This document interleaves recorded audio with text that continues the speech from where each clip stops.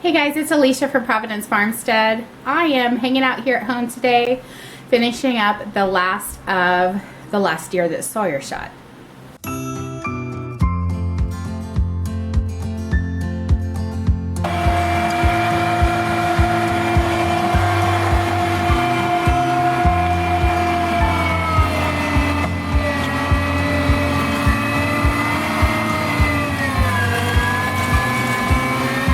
So Sawyer shot this doe with a crossbow. He's only the second person in our household to shoot a deer with a crossbow, and he was super proud of it.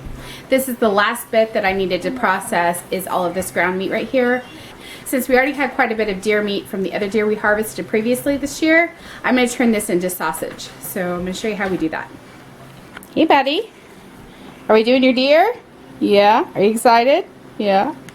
So as you saw in the video Matt was taking, we run all the extra little chunks through our meat grinder that might have a little more tendon on them than what we like to eat for anything else, or they're little bitty pieces or something like that. We'll run all of that through the grinder. So when I'm making sausage, I want to use 2 parts deer meat and 1 part ground pork. So this is ground pork I picked up from the store today.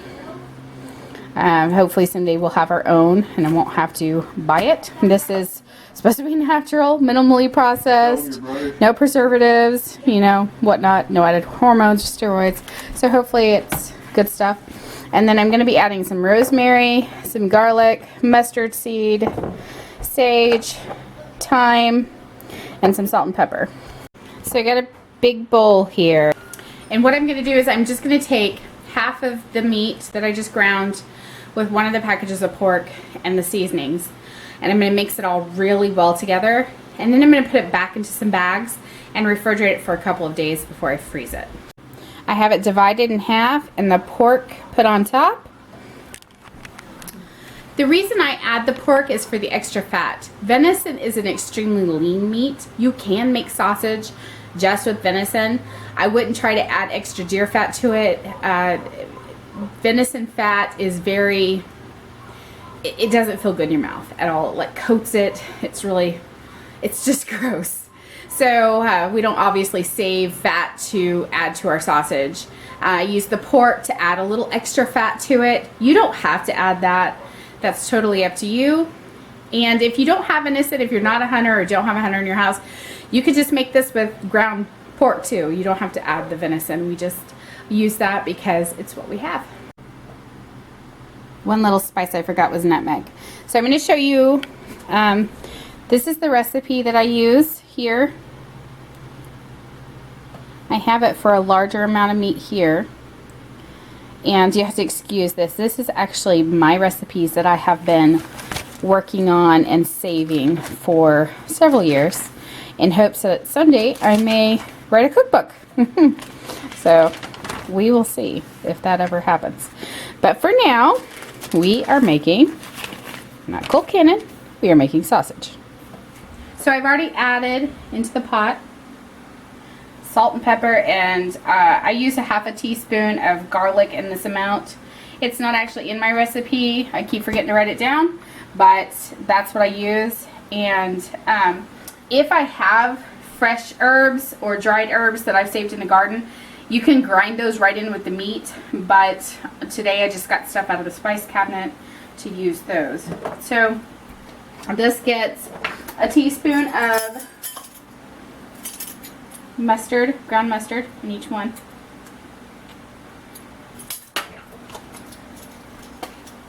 It gets ½ teaspoon of nutmeg in each one. Seems like a weird spice, I suppose, but I don't know. And then it will get the most sage. It gets 3½ teaspoons of sage, so anyway, 1, just maybe like the whole container, 2, 3, 1, 2, 3. And a half. Guys, I'm not usually this careful of a measurer. I'm doing this for your benefit. I tend to measure things in my hands. And then my daughter goes, how am I ever supposed to learn to cook if you don't actually show me how to measure things? So Isabel, are you paying attention? Because I'm showing you how to measure things. Alright.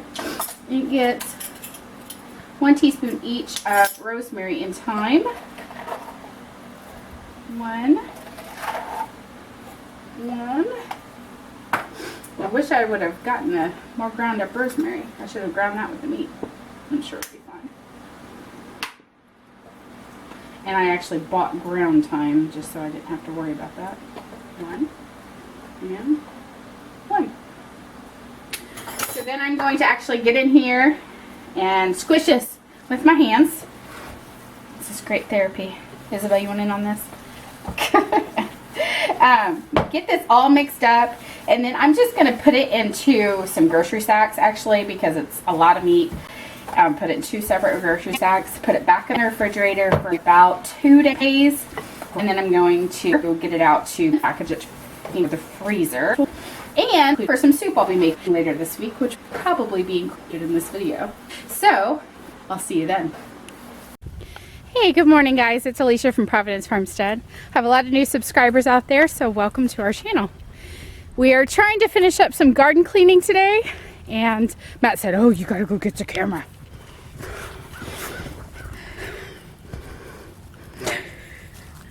For those of you that don't put out any YouTube content, it's amazing to realize how much extra time and effort it takes to make a video, get the camera out, get it set up, make sure you're getting the shot. When you have a very limited amount of time, it really slows you down. Then a 15-minute video, I don't know, it takes 45 minutes, hour, 2 hours of editing. So whenever I'm trying to get things done, a video is not something we're used to doing. This morning I've already went and got 2 loads of wood in the gator. There's the gator piled up. And we already took down the tomatoes. The boys are sitting where the tomatoes used to sit. And we're getting ready to get the rest of these cattle panels down and put up. And trying to clean the beans off of them. Depending on how much time I've got before we've got to get ready to leave, we got to go to the surgeon with Mom for her appointment for the. Got to go to the cancer doctor with Mom this morning or this afternoon and see how that's going for her cancer removal, lip nose mastectomy, as my wife pointed out for me, and see how much we can get done this morning before we've got to leave. I also dug all my dahlia tubers this morning, and there's a couple of tubers I've got a little bit of questions about if they're healthy tubers or not, so I posted that on some of my flower farmer pages, but I'll show you those in just a bit. And yeah, you can pull the okra out. I wonder if there's any potatoes in there. Well, the sweet potatoes were. Well, you want to go get a shovel? We'll dig it. Dig it. I don't know. You go get a shovel and dig it. Go get a shovel. There might be sweet potatoes way back here even. There See the vine going back? There might be. Who's that pretty girl? This is a pretty meme, Mom. Pretty girl. Meme. I'm sure you guys have seen this, maybe if you've watched, but when we put our cattle panels up, Put your slingshot up, Book. put your slingshot up, and there's Nerf darts over there in the garden and everywhere else. Get your sturf darts. We put our panels up, we just use zip ties because after a year of being out in the sun, these are Sawyer's inexpensive Walmart multi-tool that I bought to see if he'd keep up with it. He's been keeping up with it better than I have with mine, so Because he couldn't find his this morning. yeah. So I'm gonna have to. I left mine in the house after I picked a splinter out of Alicia's fingers. Yeah. So anyway, these things after a year of being out in the sun or summer, just pull on it and they come off. Now they do add a little bit of trash, but it's easy, it's quick to set up, and when you're limited on time, it makes it pretty nice. I couldn't find mine last night yesterday. Couldn't find yours? Your dad couldn't find his this morning because he was picking my splinter out and didn't put it back in his pocket. There you go, bud. And since his sheath is broken, he's been carrying it in his pocket. It's not all the way broken yet. Well, it's enough that he's afraid he's going to lose it. Run in the house and see if it's on my nightstand for me around there. Then I can show the people what happened. I have a handful of things. Okay, take your handful of things. So creepy. Yes. Okay. You just been stacking them, and we've been stacking the cattle panels over here, and the posts have all been getting stacked under the shed, so we can find everything next year. Good morning, chickens. Buck, buck, buck. They're waiting. You're waiting on me? Yeah. Okay, I'm coming. This is like 2 plants. There's a lot, all kinds of them down there. Oh, yeah. Bunch right here. Peanuts. These are volunteer peanuts from last year. Oh. I don't know if that cup's going to be big enough, huh? What? I don't know if that cup's going to be big enough that you got there, huh? No. It's already almost full. The peanuts I picked earlier. Yep. Get all this cleaned up. Here, buddy.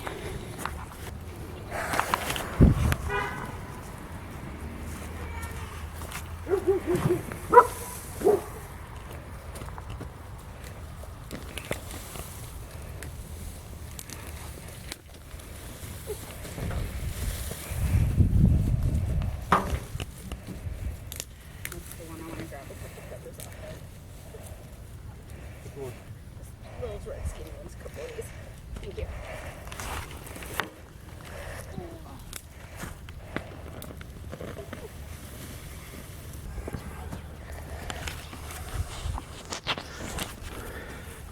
Cameraman Sawyer.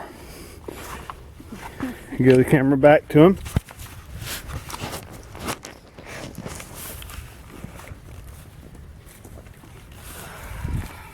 Here's peach. The peach ones.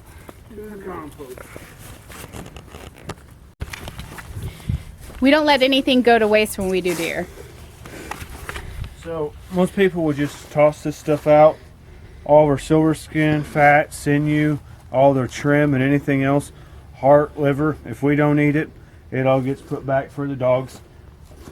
I won't give them usually this many at a time. Usually separate them and throw them in a cooler and let them have them over the course of 2 or 3 weeks. But they really enjoy deer season. Especially Rhea. Here, May. And Bones, May? Come here, May. And Bones? Get it. Oh, Bones. Well, it's been a couple days, so I'm frying up a test batch of sausage. Good morning, it's Alicia again, and this is day 2, and we're cooking some sausage. It's raining outside, which is good because I have lots of kitchen things to do. I'm also making broth. I'll be making elderberry syrup. I've already juiced this morning and made tea for the kids. So it's a busy day in the kitchen. Here's our sausage. Yum, yum. Sawyer, are you excited? Yeah. Tastes like deer sausage. Well, that's because it is. It's your deer. Like I know. Let me see. Is it good? Yeah. It's hot. Yeah, it's hot. So now that it's ready to be packaged up, I will get it put into individual packages so that we can just pull them out of the freezer for fresh sausage. Tomorrow I'll be making a sausage soup, and I'm going to include that in this video as well. So this sausage soup recipe is a recipe of my own, and it calls for some diced up winter squash of some sort. And I'm actually going to use a Cherokee tan pumpkin. I got these seeds from Deep South Homestead, so I'm pretty excited to use these. I can't believe how dark this is. I mean, it is like even like getting it on my hands orange. Isn't that beautiful? All that color. Got some red potatoes in there, some of the, little bit of the chicken broth, sausage, and some of that Cherokee tan pumpkin. Oh, I love it whenever we grow most of the stuff that goes in our food. Got a pretty good simmer going here. Still have to add the greens. And I apologize for not taking you with me to the garden. It's really cold out there, so I was in a hurry. Greens of choice tonight are going to be tatsoi and a few turnip greens. Trying to use what I have that's big enough to use. I'm going to give you a look over here.